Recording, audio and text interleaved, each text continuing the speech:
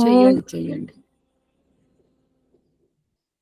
భూర్భువః స్వః తత్సవితుర్వరేణ్యం భర్గో దేవస్య ధీమహి ధియో యో న ప్రచోదయాత్. ఓం అసతో మా సద్గమయ తమసో మా జ్యోతిర్గమయ మృత్యోర్మా అమృతంగమయ. ఓం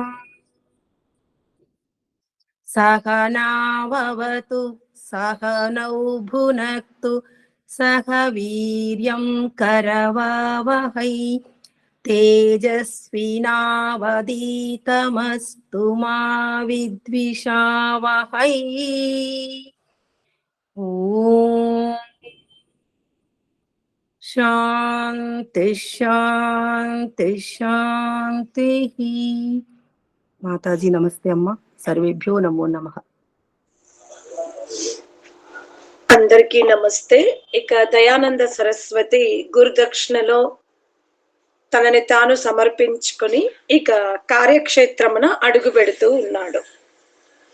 లవంగాలను ఇవ్వబోగా గురువు గారు నీ దగ్గర ఉన్నటువంటి సామర్థ్యముతో భారతదేశము మూఢ విశ్వాసాలతో అంధకారములో చిక్కుకొని ఉంది, వెళ్ళి ఆ కార్యమును చేయు అని చెప్పినప్పుడు ఆ విధంగా తనని తాను సమర్పించుకొని ఇక దయానంద స్వామి విర్జానంద మహాత్ముని యొక్క ఆశ్రమమును వదిలి దయానంద స్వామి విద్యారూపములగు అస్త్రశస్త్రములతో సుసజ్జితుడై కార్యక్షేత్రమున అభిముఖుడయ్యెను.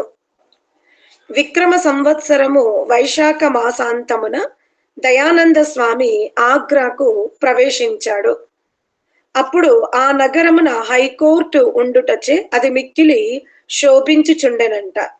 యమునా తీరమున భైరవ మందిరమునకు సమీపమున ఉన్న లాలా గల్లామాల్ రూప్చంద్ అగ్రమాల ఉద్యానమున దయానంద స్వామి బస చేశాడు.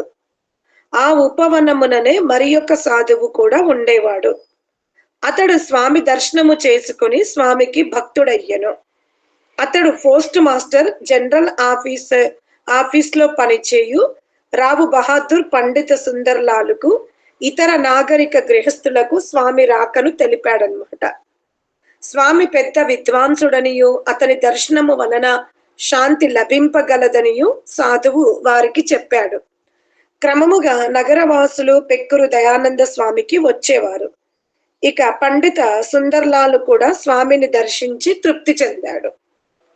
ఆ రోజుల్లో కైలాస్ పర్వత నామక సన్యాసి ఒకడు ఆ వనమునకు వచ్చి అక్కడ ఉంటున్నాడు. దయానంద స్వామితో అతడు కలిసి మెలగజొచ్చెను. ఒకనాడు కైలాస పర్వత సన్యాసి ప్రవచనము చేయుచు సర్వధర్మాన్ పరిత్యజ్య అనే శ్లోకమునకు సరి అయిన అర్థము చెప్పజాలకపోయెను. భక్తుల్లో ఒకడు ఆ శ్లోకమునకు అర్థము చెప్పుడని దయానంద స్వామిని ప్రార్థించెను. అప్పుడు స్వామి సర్వధర్మాన్ అనగా ఈ సమస్త పదమునకు అకారము లోపించినది కావున సర్వ అధర్మాన్ అనగా సర్వ అధర్మములను విడిచి అనియు అర్థము చెప్పవలెనని వివరించాడు. స్వామి చెప్పిన అర్థం విని ఎల్లరూ కూడా సంతోషపడ్డారు, స్వామిని ప్రశంసించిరి. కైలాస సన్యాసియు స్వామిని స్తుతి చేశాడు. మరియు అతడు దయానందుడు పెద్ద విద్వాంసుడు, మీలో ఎవరైనా ఏమైనా చదవదలిచిన స్వామి దగ్గరే చదువుడు అని ఉద్బోధించెను. ఆ సంగతి నగరవాసులకు తెలిసినందున స్వామి యొక్క కీర్తి నెమ్మది నెమ్మదిగా అంతటా వ్యాప్తిస్తుంది. జిజ్ఞాసువులు గుంపులు గుంపులుగా స్వామి దగ్గరికి వస్తున్నారు. కైలాస స్వామి అట నుండి భరత్పూర్ వెళ్ళిపోయెను. దయానంద స్వామి మాత్రం అక్కడే ఉన్నాడు. ఒకనాడు రవివారమున సుందర్లాల్ స్వామికి ఇట్లు నివేదించెను. సంస్కృత భాష ఇప్పుడు మృత భాషగా చెప్పబడుచున్నది, వ్యవహారమునకు పనికిరాదు. మీరెందుకు ఈ భాష యందు ఇంత శ్రమ చేసిన వారు అని అడిగారు. దీని వలన పరలోకము సంపాదింతుము. ఎవరైనా తన మేలు కోరిన అడిగిన వారికి మేము సహాయము చేయుదుము. అది విని పండిత్ సుందర్లాల్, బాల్ముకుంద్ ఇరువురు స్వామి చెంత అష్టాధ్యాయిని చదవనారంభించారన్నమాట. కొందరు బలవంత పెట్టగా స్వామి పంచదశిని ప్రవంచింప మొదలెడిరి. కథగా చెప్పుచుండుచు ఒకచో ఈశ్వరునకు భ్రమ కలుగునని పంచదశి అందుట చూచి దానిని అపేక్షించుచు స్వామి ఇట్లు చెప్పాడు. ఇది ఎట్లు పొసగును? భ్రమ కలవాడు ఈశ్వరుడు ఎట్లగుతాడు? ఈశ్వరునకు ఎన్నడూ కూడా భ్రమ కలగదు కదా.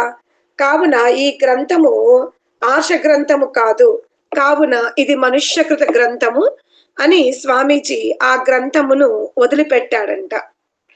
ఇక నేతి ధోతి క్రియలతో రోగ నివృత్తి. పండిత సుందర్లాల్ మస్తకమున ఏదియో దోషముండుట వలన అతనికి సుగంధ దుర్గంధముల జ్ఞానం కలగకుండెను. దయానంద స్వామి అతనికి నేతి ధోతి నౌలి క్రియలు విధిపూర్వకంగా నేర్పు ఆ వ్యాధిని పూర్తిగా తొలగించేశాడంట. ఇతరులు అనేకులు స్వామి వలన వివిధ యోగ క్రియలు నేర్చుకున్నారు. ఆగ్రాలో ఉండగా స్వామి శరీరమున కురుపులు వచ్చినవి. ఒకనాడు స్వామి కొందరిని వెంట నిడుకొని యమునా నది రాజ్ఘాటు రేవుకు వెళ్లి అట స్వామి బస్తీ కర్మతో మూలద్వారమున బలమును నెక్కించి 3-4 పర్యాయములు బయటకు విడిచిపెట్టెను. అట్లు ఉదరమున పూర్తిగా శుద్ధమనర్చి అనంతరము స్నానం చేసి తను ఎక్కడైతే నివసిస్తాడో అక్కడికి వెళ్ళాడు. నాడు స్వామి పప్పుతో వరి అన్నము మాత్రము తినెను. స్వామి ఈ క్రియను నర్మదా సమీపస్థ విద్యాచలమునున్న ఒక కన్ఫటే సాధువు నుండి నేర్చుకొనెను. ఆ క్రియ వలన స్వామికి శరీరమున గల కురుపులు శాంతించినవి. అంటే వేడి తగ్గాలి శరీరములో అంటే ఈ బస్తీ కర్మ కంపల్సరీ చెయ్యాలి. అంటే అలాగే మనం అప్పుడప్పుడు అభ్యసించాలి. ఏంటి, ముక్కు నుంచి నీళ్ళు ఇంకొక ముక్కు నుంచి, అలాగే ఇంకో ముక్కు నుంచి ఇంకో ముక్కుకి, కానీ కొంచెం గోరువెచ్చగా ఉండాలి. వీలైతే సూత్రనేతిని కూడా మనం నేర్చుకునే ప్రయత్నం చెయ్యాలి. ఈ విధంగా చేస్తే ఏమవుతుంది, కొంత శరీరం ఆరోగ్యం పడుతుంది. కానీ అభ్యాసము ఉన్న వాళ్ళ దగ్గర నేర్చుకుని మళ్ళీ మనం అభ్యాసం చెయ్యాలి. అది మాత్రం మీరు గమనించుకోండి. ఇక ఆగ్రాలో నివసించినప్పుడు స్వామి సంధ్యావందనమునర్చు విధానముతో ఒక పుస్తకమును రచించెను. రూప్లాల్ మహాశయుడు 1,500 రూపాయలు వ్యయము చేసి 30 వ్రతుల సంధ్యా పుస్తకములు 3,000 సంధ్యా పుస్తకములు అచ్చు వేయించెను. ఇక మూర్తి పూజ ఖండన. దయానంద స్వామి ఆ దినములలో విగ్రహారాధనను ఖండించుచుండేడివాడు.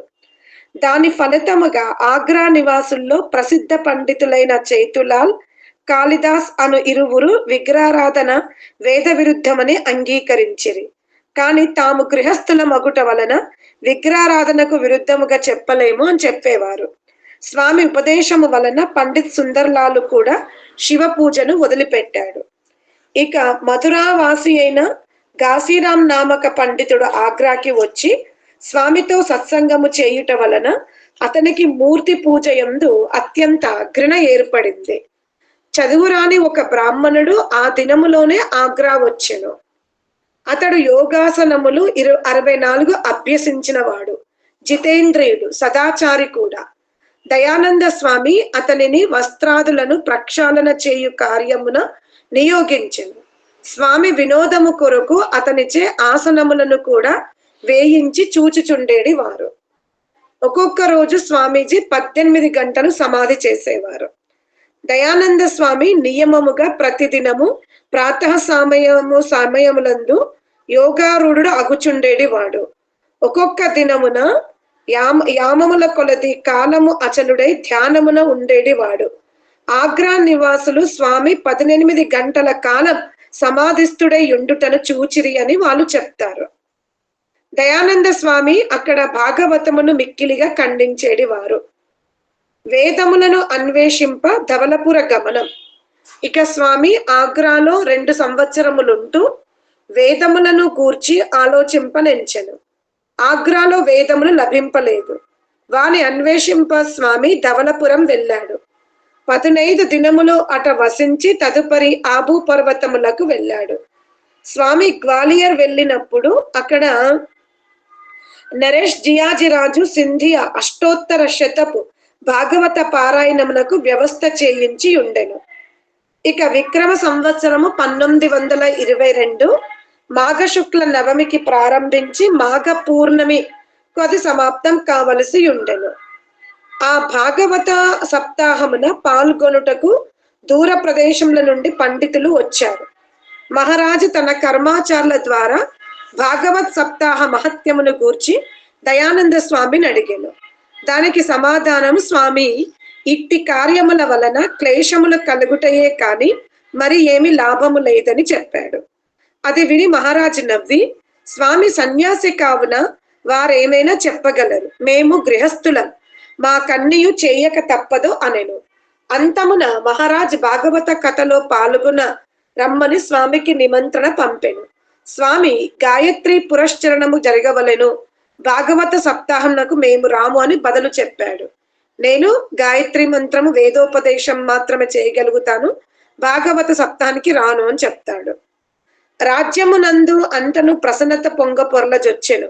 నగరమంతయు స్వచ్ఛమై సుసిక్తమై సుసజ్జితమై ఉండెను. కాశీ, కలకత్తా, దక్షిణ ప్రదేశముల నుండి పలువురు పండితులు నిమంత్రింపబడిరి. సమీప రాజ్యముల నుండి సుప్రతిష్ఠులైన సజ్జనులు, రాజబంధువులు తమ తమ వేషభూషలతో నగర శోభను పెంపు చేయుచుండిరి. సమగ్ర రాజ్య విభూతి ఒకచో చూడనగుచుండెను. ఉత్తుంగ రాజ ప్రసాద మొదలు గడ్డి కోసి బ్రతుకువారి కుటీరముల వరకు అంతటా ఉత్సవము జరుపుబడుచుండెను. అంటే చిన్న చిన్న గుడిసెల వరకు కూడా ఈ ఉత్సవము వ్యాపించిందనమాట. గృహములలో, వీధులలో ఎల్ల ఎడల భాగవత కథ యొక్క చర్చనే. ఆ సమయముననే స్వామి రామకూయి స్థలమున భాగవతమును ఖండించుచు వ్యాఖ్యానం చేస్తున్నాడు. ఒకవైపు భాగవతం మండన, మరొక వైపు భాగవత ఖండన.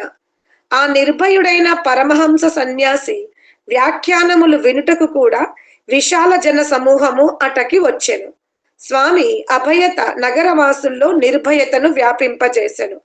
జనులు ఉత్సాహముతో భాగవత ఖండనము విని స్వామివారి భాషణలో గల సత్యమును గ్రహింపదొడిగిరి. దయానంద స్వామి ప్రతిదినము తన భాషణ సమయమున పండితులను శాస్త్రార్థమునకు ఆహ్వానించేడివాడు. కాని అట చేరిన విఖ్యాత పండితుల్లో ఒక్కరును స్వామిని ఎదుర్కోవడానికి ఉత్సాహింపలేదు. కలరా వ్యాపించినందున రామకూయి స్థానమున జనులు ఆ క్రందనము ఎక్కువయ్యను, అంటే దుఃఖింపబడుతున్నారు. స్వామి ఆ స్థానము విడిచి బాబా ఉద్యానవనమున డేరవేశాడు. ఇక కరోలిలో గ్వాలియర్ నుండి స్వామి క్రీస్తు శకం 1865 లో కరోలి చేరుకున్నారు. అట ధర్మ విషయంను గూర్చి మహారాజుతో సంభాషణలు జరుపుచుండెను. పండితులతోనూ కూడా చర్చ జరిగెను. ఇట దయానంద స్వామి వేద విషయము అధిక సమయము అభ్యసించుచుండిరి.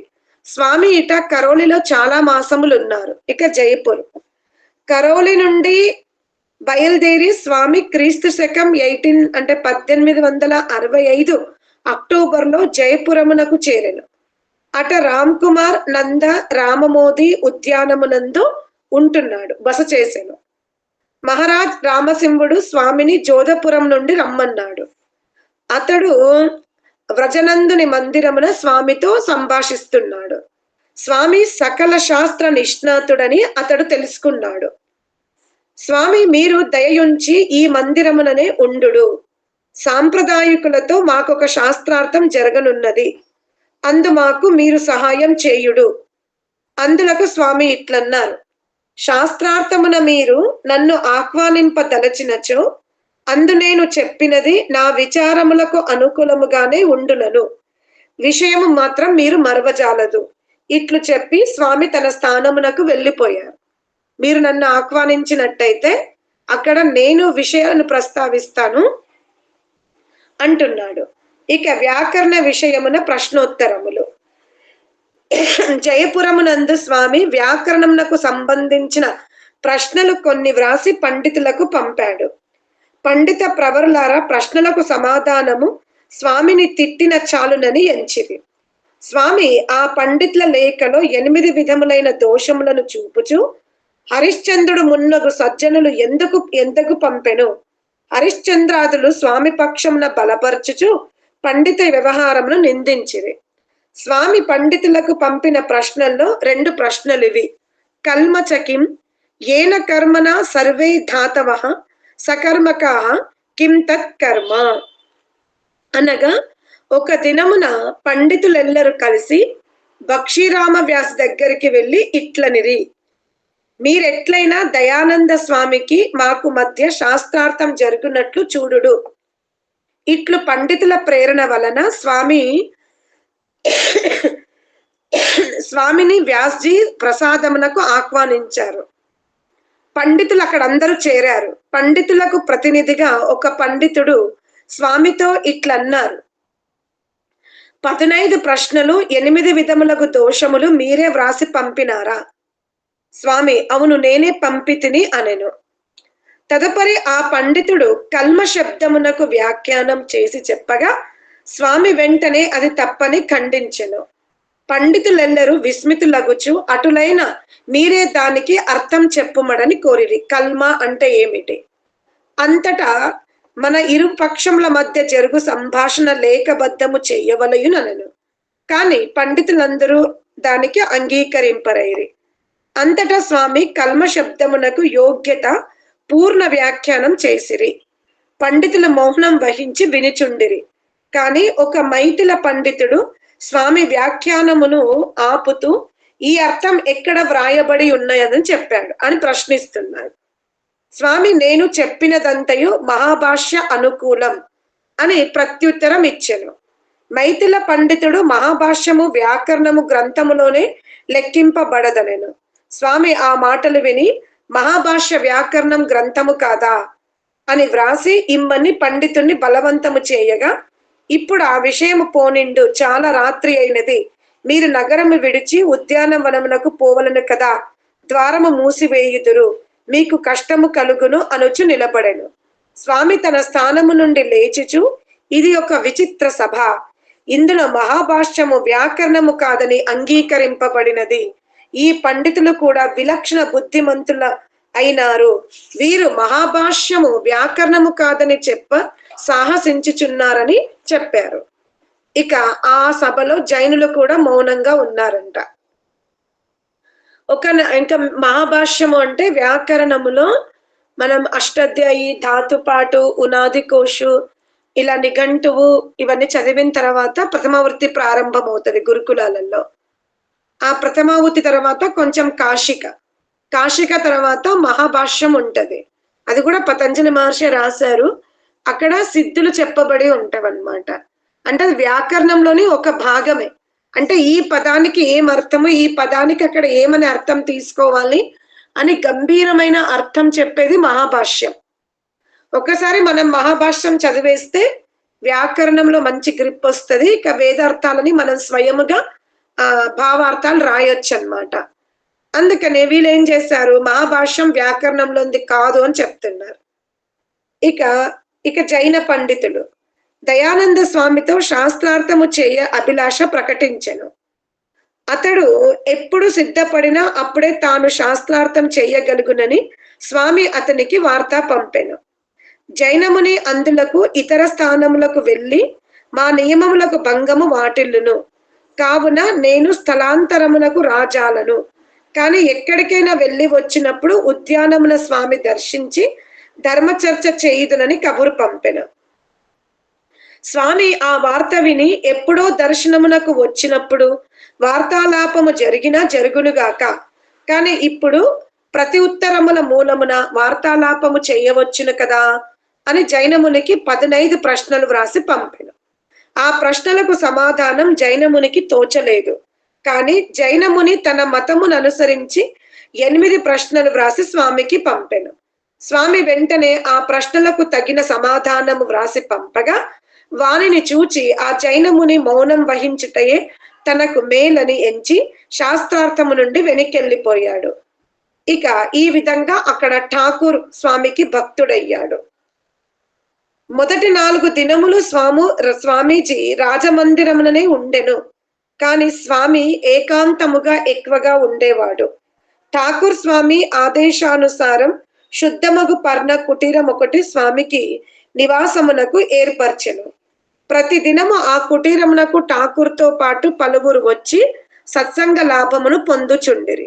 మనుస్మృతి, ఉపనిషత్తులు, గీతా మున్నగు గ్రంథముల ప్రకరణములను వినిపించి స్వామీజీ శ్రోతలను కృతార్థులను చేయుచుండిరి. పలువురు విద్యార్థులను స్వామి చెంతకు చేరుచుండిరి. వారికి స్వామీజీ బ్రహ్మచర్యాదులను గూర్చి కూడా చెప్పేవారు. ఒకనాడు ఠాకూర్ కార్యకర్త కాయస్థుడు హీరాలాల్ మదిరాపానము చేసి స్వామి నివసించిన కుటీర సమీపమున మార్గమున వెళ్ళుచు స్వామిని సమీపించి నమస్కరించెను. వినీతుడై కూర్చుండి స్వామి ఉపదేశమును వినసాగెను. స్వామి మనుస్మృతిలోని ప్రాయశ్చిత్త అధ్యాయమును చదివి చెప్పుచుండిరి. గోవధ, సువర్ణ చౌర్యము, సురాపానము మున్నగు పాప ఫలము మరుజన్మమున లభించునని స్వామి ఉపదేశించెను. స్వామి ఉపదేశ పద్ధతి పద ప్రయోగము వలన అది విని హీరాలాల్ హృదయము భయముచే కంపించెను. అతడు పులకిత గాత్రుడయ్యను. అతడు తా చేసిన పూర్వ కర్మలను స్మరించి అసంతృప్తుడై ముందెన్నడు దురాచరణము చెయ్యను అని వ్రతధారణ చేసుకున్నాడు. నాటి నుండి ప్రతిదినము స్వామి యొక్క సత్సంగమునకు వచ్చేడివాడు. దయానంద స్వామి అట 4 నెలల కాలం ఉండెను. స్వామి ప్రతిదినము గీత, ఉపనిషత్తులు కథ వినిపించేడివాడు. విగ్రహారాధనను ఖండించుచు ధ్యానము లోపల చేయవలెనని స్వామి బోధించేవాడు. ఆ రోజుల్లో భాగవతమును ఖండించుచు ఒక పత్రము కూడా స్వామీజీ ముద్రింపజేశాడు. ఇక శైవ వైష్ణవుల శాస్త్రార్థ సమరం అంటే యుద్ధం. ఆ రోజుల్లో జయపురమునందు శైవులకు వైష్ణవులకు మధ్య ఒక వివాదము నడుచుచుండెను. రామసింహ మహారాజు వారి శాస్త్రార్థములకు వలయు వ్యవస్థ చేయుచుండెను. ఈ శాస్త్రార్థ సమరమునకు సూత్రధారి అయి శైవ సాంప్రదాయ సేవాపతి అయిన లక్షణనాథుడు అతని వలన తమ పక్షము బలమైనదని శైవులు ఎంచిరి. కాని బక్షీరాం వ్యాసుడు మున్నగు శైవ పండితులు తమ సాంప్రదాయిక సంగ్రామమున తమ పక్షమునకు దయానంద స్వామి సేనాపతిగా చేయ నిశ్చయించిరి. అందువలన దయానంద స్వామి వైష్ణవ ఆచార్యులతో యుద్ధమునకు తలకొనిరి. ప్రతిపక్షమున వైష్ణవులకు పండిత హరిశ్చంద్రుడు ముఖ్యుడిగా నిర్ణయింపబడెను. వైష్ణవ సాంప్రదాయము నవీనం, కాల్పనికము, నిర్మూలం, ఆచార విచార శూన్యం అని దయానంద స్వామి వైష్ణవ సాంప్రదాయ గ్రంథముల ప్రమాణములతో సిద్ధము చేసెను. వైష్ణవులు స్వామి విమర్శనముచే పరాజితులై సిగ్గుపడిరి. అందువలన శైవుల యొక్క హర్ష ఉల్లాసముతో పొంగిపోయిరి.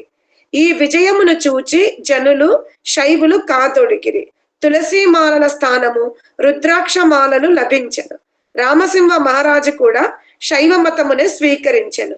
అందువలన రాజగజములయు అశ్వములయు గలములలో రుద్రాక్షమాల వ్రేలాడజొచ్చెను. వైష్ణవ సాంప్రదాయము దిగ్గజ పండితులను పరాస్తము ఒనరించుట వలన దయానంద స్వామికి కీర్తి దశ దిశలు వ్యాపించెను. పండితులెల్లరూ స్వామి పాండిత్యముచే ప్రభావితులైరి. ఇట్లు స్వామి 4.5 మాసములు జయపురంలో నివసించెను. ఇక పాఠకులకు ఒక విషయం గమనార్హం. మరి దయానంద స్వామి వైష్ణవ మతమును ఖండించి శైవ మతమును స్థాపించెను. కానీ స్వామి ఎన్నడూ శివలింగమును పూజించుట గాని, అభిషేకము చేయుట గాని, ఎదుట ప్రలమిల్లుట గాని చేసి ఎరుగడు. అప్పుడును వేదముల మీదనే స్వామికి విశ్వాసం ఉండేది. లోకులకు స్వామి సంధ్యను నేర్పి గాయత్రి మంత్రమునే ఉపదేశించేడి వాడు. ఈ విధంగా మనం దయానందుని యొక్క కార్యక్షేత్రాన్ని వినే ప్రయత్నం చేసాం. ఇక ముందు వినే తెలుసుకుందాం. ఓం శాంతి శాంతి శాంతి. ఇవాళటి తోటి